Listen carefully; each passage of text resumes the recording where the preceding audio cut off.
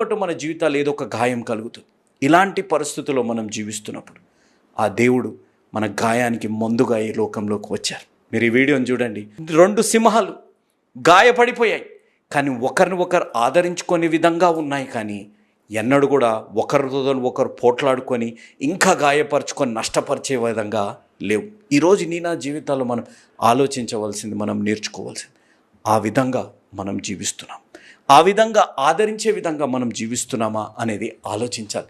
ఈ వీడియోని చూడండి. చిన్నప్పుడు మనం అందరం టామ్ అండ్ జెర్రీ చూసాం కదా. టామ్ అండ్ జెర్రీ దాంట్లో ఎలక పిల్లి కొట్లాడుకుంటూ ఉంటుంటాయి. కానీ మీరు ఇక్కడ చూడండి, ఈ వీడియోలో ఎలక పిల్లితో కలిసి తినే పరిస్థితి ఉంది.